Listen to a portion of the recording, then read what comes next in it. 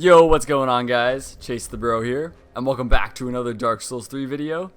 Today we're going to be doing some PvP with the Moonlight Greatsword. Now, I have never run a sorcery build before, so I am in awe at how well this Greatsword performs. Here is my current setup. I have the Moonlight Greatsword +5, giving me an AR of 597, pretty decent. And I have the Court Sorcerer Staff +10 because it performs well with sorcery. It has the highest spell buff. And it has S scaling with intellect, so it goes really well with my build, which is a 60 intelligence build. This is the armor that I'm wearing. I have the Crown of Dusk to boost my sorcery further, Prisoner's Chain, Young Dragon Ring, Sage Ring +2, and the Bellowing Dragon Crest Ring.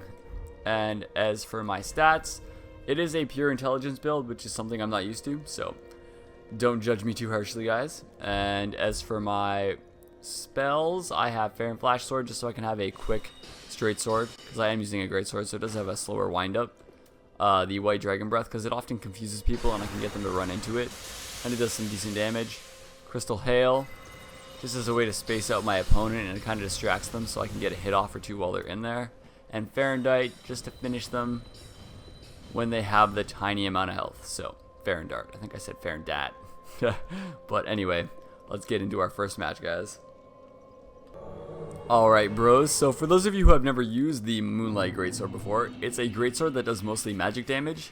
It even has a fully charged R2 that shoots magic out of it. Other than that, though, its moveset is really straightforward. It's the same as all other greatswords.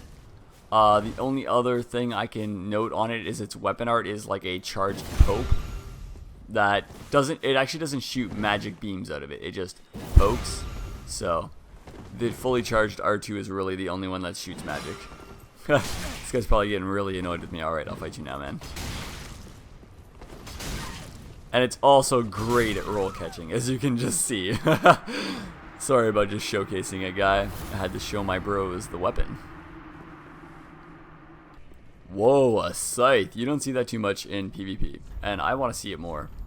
What up, Sire Squeebs? So another thing you can do is, if they have the range on you, you can try to use the Fair and Flash Sword as a quick way to stun them and then follow up with your Greatsword if you happen to land the Fair and Flash Sword, because it stuns them and you can hit them with the Greatsword. As long as you space them correctly, that should work out. Same goes for the other way around. You can use the Greatsword, then switch to the Flash Sword, and if they don't roll away in that 1 second, you'll get them. But boom, there you go. Just switch between your Flash Sword and your Greatsword. It'll confuse the hell out of everybody. We have our first Onion Knight of the day, Hans Solo. Alright, so as for the R2, if you fully charge the R2 on the Moonlight Greatsword, it shoots magic. Although I recommend not being locked on to use that. You gotta try and like freehand it. I'm not the best at it. Some people are pretty pro. Oh, I wasn't expecting that to hit him, but now that I know he's aggressive, I'm going to try and catch him with my White Dragon Breath. And often, they always roll towards you when you do a sorcery, so you can kind of bait them into it. Like that, and then trade with the R1s. Although I barely won that. That was lucky, kind of, but that's what I often do. I try to backpedal away from them, and then I'll use White Dragon Breath as they're coming to attack me, because it does a lot more damage than they're going to cause me. Alright, guys, I'm going to try and get in my iconic Farendart. It does damage really quickly, so it's a nice way to start the match. I always find it's a great starter. Oh, and if you use your sorceries enough, your opponent's going to think you rely heavily on them, and they're going to try trading with you. Oh, I'm surprised I didn't hit him. Good game, Evil, good game. I want to land this, though. I'm working on landing that. Alright, Ashen One, using the Pontiff Knight Curve Sword, I believe. Yes, that's definitely what that is. So I'm going to look out for the weapon art. And Curve Swords have the fastest R1 attack animation, so it is challenging to fight it with just a Greatsword, but if you time your R1s right, you'll power through with the poise, and let's try and land that. There we go. When they roll into you, it's very handy. Try to roll catch as best you can, because Greatswords are great for that. And try to switch it up, because they are expecting the Greatsword. So using your sorceries does help. They never know which one you're going to launch. Never forget that. They can't possibly tell what's coming. So just try to switch it up to confuse them.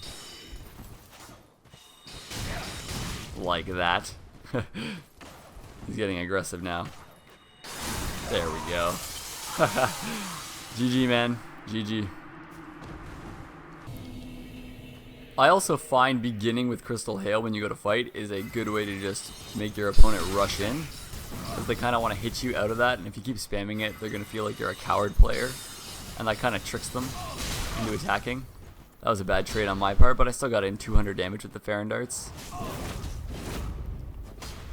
Oh, I'm surprised I didn't hit him, honestly.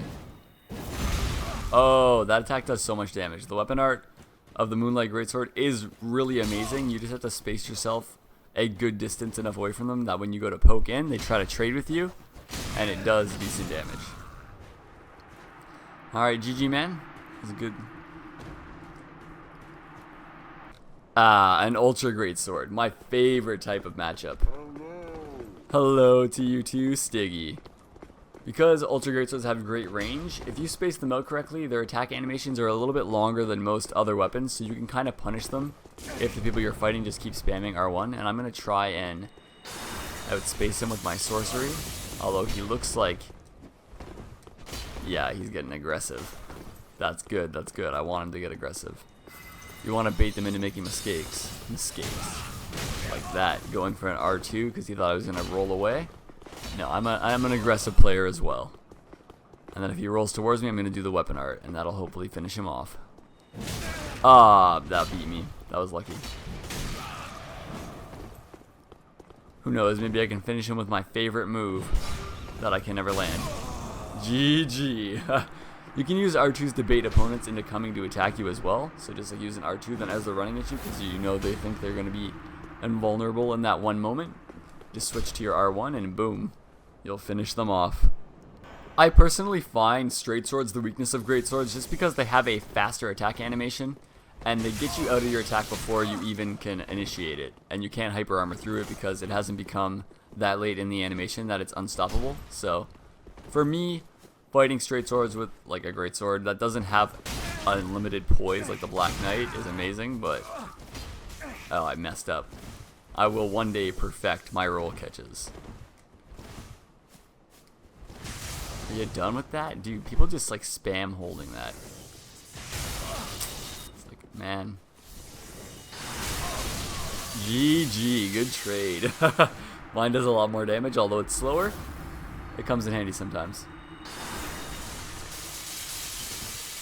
So yeah, guys, that's pretty much all there is to the Moonlight Greatsword. It is a great intelligence weapon. For a pure intellect build, it works as well. I just have a few stats poured into strength and dex because I also wield the Greatsword of Judgment and a couple other crystal infused weapons. But for this one showcase, yeah, you can make a pure intelligence build just centered around the Moonlight Greatsword and your sorceries, and it would be amazing. So yeah, let me know what you guys think of this weapon. I had a blast using it, especially this attack. It looks so cool, so anime. But yeah, let me know what you guys think, and if you enjoyed the video, then like the video. Like button's down there somewhere. And as always, I want to thank you guys for watching. So, Chase the Bro out.